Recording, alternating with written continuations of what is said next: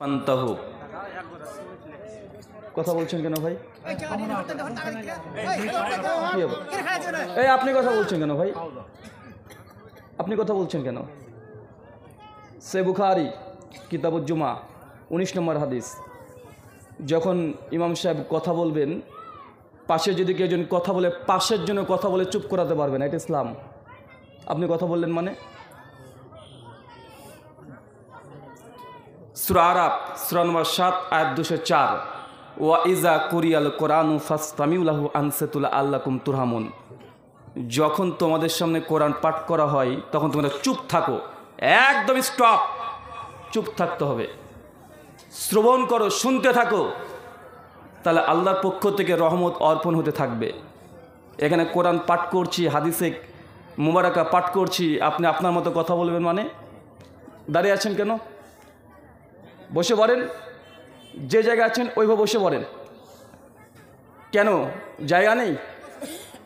অর্কেস্ট্রার যদি হয়, নায়ক নায়িকা যখন আসে, সেই সময়তে নোংরা জায়গাতে দাঁড়িয়ে মানে বসে আলোচনা শোনেন না, ডান্স গান শোনা যায় না। তা আজকে কোথায় এসেছেন? কোরআনের মাজলিসে।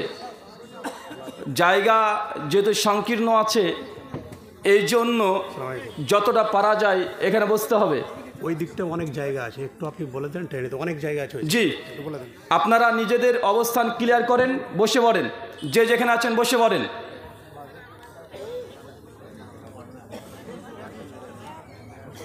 জগন্নাথপুর পশ্চিমপাড়া ওয়াক্তিয়া মসজিদের উন্নতিকল্পে আজ 9 জানুয়ারি 2024 মঙ্গলবার আপনারা যে আলোচনা সভার আয়োজন করেছিলেন মসজিদ উন্নতিকল্পে,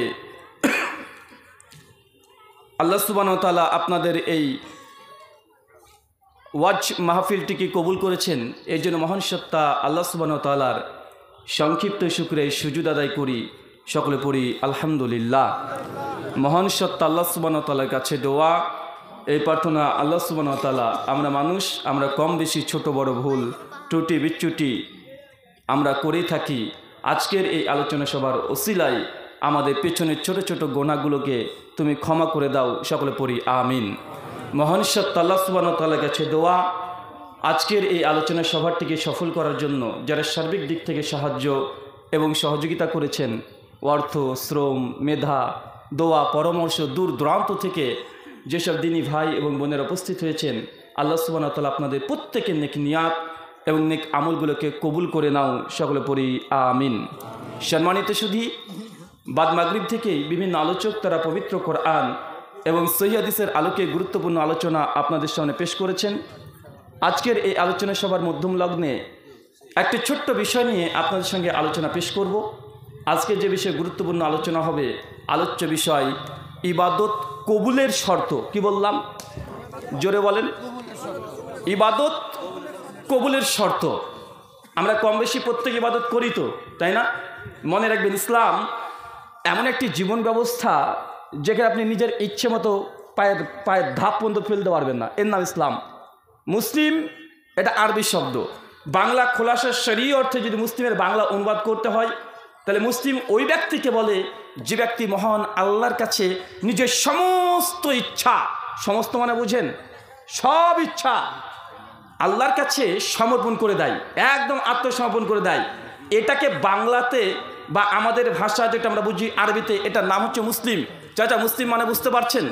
মানে যে ব্যক্তি সর্বাত্মকভাবে যা আছে সমস্ত ইচ্ছেকে যে আল্লাহর কাছে আত্মসমর্পণ করে, একে বলা হয় মুসলিম। পবিত্র কোরআন সূরা বাকারা সূরা 2 আয়াত নম্বর 208 আল্লাহ বলছেন, উদখুলু ফি সিলমি কাফা, তোমরা ইসলামে যখন প্রবেশ করবে একদম সম্পূর্ণ পরিপূর্ণভাবে তুমি প্রবেশ করো।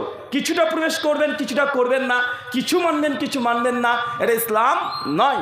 আর এই দাবি করে আপনি নিজেকে মুসলিমও দাবি করতে পারবেন না। মুসলিম মানে যখন নিজেকে মুসলিম দাবি করবেন, নিজের পায়ে ধাপ, এক ধাপ আপনি নিজের ইচ্ছা মতো ফেলতে পারবেন না।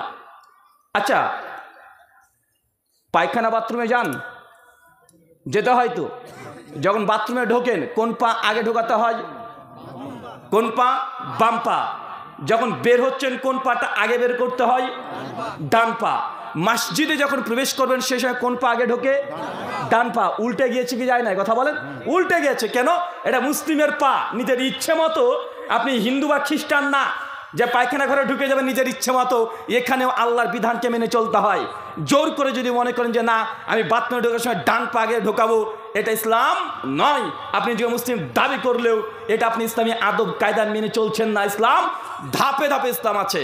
বাথরুম ঘরে ঢুকেছেন, হাঁচি এসেছে, আলহামদুলিল্লাহ বলতে পারবেন? যে কোনো অন্য কোনো প্রশংসা করতে পারবেন? কথা বলেন। যাবে? কে সালাম দিচ্ছে আপনি শুনতে পাচ্ছেন। আপনি বাথরুম করতে বসেছেন, রাস্তার ধারে প্রস্রাব করছেন, একজন চলন্ত ব্যক্তি সে আপনাকে সালাম দিয়েছে, উত্তর দিতে পারবেন? উত্তর দিতে পারবে না। কেন? এটা ইসলাম, এটা আপনার মর্জি চলে না। এখানে আল্লাহ সুবহানাহু ওয়া তাআলা যে আইন ল দিয়েছেন আর নবী মুহাম্মদ রাসূলুল্লাহ সাল্লাল্লাহু আলাইহি সাল্লাম যা বলেছেন সেটার নাম ইসলাম। যদি নিজেকে মুসলিম দাবি করতে চান, আপনার কথার 5 পয়সা মূল্য নাই, একদম 0 আনা মূল্য নেই। পায়খানা ফিরতে হলেও ইসলামে কমপক্ষে 20খানা নিয়ম আছে। পায়খানা ফিরবেন এই জন্য। বাড়িতে আপনি 10তলা বিল্ডিং করেন, কোনো সমস্যা নাই। যদি কিবলার দিকে প্রস্রাব পায়খানা করার জন্য প্যান্ট তৈরি করে দেন, ওই প্রস্রাব পায়খানা ওই পায়খানাতে, ভাই বলেন তো পায়খানা ফেরা যাবে মুসলমান হিসাবে? কিবলার দিকে যদি পিছন বা মুখ করে আপনি প্রস্রাব করতে পারবেন? কিবলার দিকে মুখ করে থুতু ফেলা যায় না। ইসলাম ধাপে ধাপে আপনাকে নিয়ম নীতি দিয়ে একদম বেঁধে দিবে। যদি আপনি থাকতে চান নিয়ম নীতির ওপরে আপনাকে অটল থাকতে হবে। এটার নাম হচ্ছে ইসলাম। সুনান আবু দাউদ কিতাবুত তাহারাত হাদিস নাম্বার 26 আল্লাহ নবী বলছেন কোন গর্ত, একটা রাস্তায় গর্ত আছে, ওই গর্তে যেন পেশাব ফেরা না হয়। কেন? আল্লাহ নিষেধ করেছেন গর্তের মধ্যে পেশাব ফেরা যাবে না। রাস্তাতে যাচ্ছেন, মাঠ ঘাটে কাজ করছেন, ক্ষেত খামারে কাজ করছেন, একটা বড় গাছ আছে, গাছে মানুষ ওই ছায়াতে কিছু কৃষক বন্ধুরা কাজ করতে করতে ক্লান্ত হয়ে যায়, সঙ্গে সঙ্গে ওখানে রেস্ট করে, আছে না নাই? আল্লাহ নবী বলছে যেই গাছের নিচে, বৃক্ষের নিচে মানুষ রেস্ট করে, মানুষ আরাম করে, ওই গাছের নিচে প্রস্রাব করা পায়খানা করা হারাম। কথা বুঝতে পারছেন? এটা ইসলাম। ওই গাছের নিচে প্রস্রাব পায়খানা করতে পারবেন না। যে পুকুরে মানুষ গোসল করে বা পুকুরের জলকে ব্যবহার করে, আল্লাহ নবী বলছেন এই পুকুরে আপনি প্রস্রাব পায়খানা করতে পারবেন না, এটা সম্পূর্ণ হারাম। আপনি যদি শুধু প্রস্রাব পায়খানা করার ইসলামী আইনের লগুলো বলতে শুরু করি, একের পর এক কমপক্ষে 20খানা বলা যাবে, তো আপনি কিভাবে মনে করলেন পেশাব পায়খানা ফিরতে যদি 20খানা ইসলামের বিধান মানতে হয় আপনি নিজের ইচ্ছে মতো চলবেন? অসম্ভব। আল্লাহ নবী বলছেন সহিহ বুখারী 5240 নম্বর, রাস্তাতে বসবে না। আল্লাহ পরিষ্কার ঘোষণা, রাস্তাতে কেউ বসবে না। সাহাবীরা অবাক হয়ে হচ্ছে, ইয়া রাসূলুল্লাহ বলেন কি রাস্তাতে বসবো না মানে? আরে রাস্তাতে আমাদের দোকানঘাট, রাস্তাতে না বসলে তোমাদের চলে না, রাস্তাতে আমাকে বসতেই হবে। সঙ্গে সঙ্গে আল্লাহ রাসূল বলছে রাস্তায় যদি বসতেই হয়, প্রথমত রাস্তায় বসবে না, যদি বসতেই হয় জেনে রাখো রাস্তার হক আদায় করতে হবে। সাহাবীরা অবাক, বলে কি রাস্তা তো জড় পদার্থ, এর আবার হক আছে নাকি? জানি তো বাবার হক আছে, মায়ের হক আছে, প্রতিবেশীর হক আছে, রাস্তার জড় পদার্থ, এর আবার হক কি? আল্লাহ রাসূল সঙ্গে সঙ্গে বুখারী, মুসলিম এবং আদাবুল মুফরাদ, মুসনাদ আহমেদের অনেকগুলো রিওয়ায়াত থেকে বোঝা যায় সার সংক্ষেপ আল্লাহ নবী বলছেন রাস্তায় যদি বসতেই হয় তাহলে তুমি রাস্তাতে কোনো ক্ষতিকর কোনো বস্তু যদি পড়ে থাকে ওই বস্তুকে আগে তুমি সরিয়ে দিবে, মানে রাস্তাকে পরিষ্কার করবে। আপনাদের এলাকায় যে রাস্তা আছে এটা ইসলামিক রাস্তা নয়। আপনি ভাবছেন বলেন কি হুজুর রাস্তা ইসলাম? জি, আল্লাহ নবী বলছেন ইমানের সবচেয়ে ছোট্ট যদি শাখা থাকে সেটা কি? রাস্তা থেকে ক্ষতিকর জিনিসকে তুলে ফেলে দেওয়া। রাস্তাতে এত উঁচু নিচু কেন থাকবে? সরকারের অপেক্ষায় কেন মুসলমানের বাচ্চা থাকবে? মুসলমান সরকারের অপেক্ষায় বসবে না। কালকে এই গ্রামের যত যুবক ছেলেরা আছে প্রত্যেক বাড়িতে গিয়ে 100 টাকা করে তুলে তুলে আগে রাস্তাকে পরিপূর্ণ করে যেন মানুষ ক্ষতিগ্রস্ত না হয়, চলাচল করতে সমস্যা না হয়, এইভাবে দায়িত্ব নিয়ে মুসলিম পরিবার, মুসলিম দেশ, মুসলিম গ্রামকে আগে নিজের রাস্তাকে মুসলিম বানাতে হবে। কথা বুঝতে পারছেন? এটা মুসলিম। এই ও গ্রামে যখন অমুসলিম ঢুকবে, ঢুকে বুঝতে পারে এটা মুসলিম এলাকা।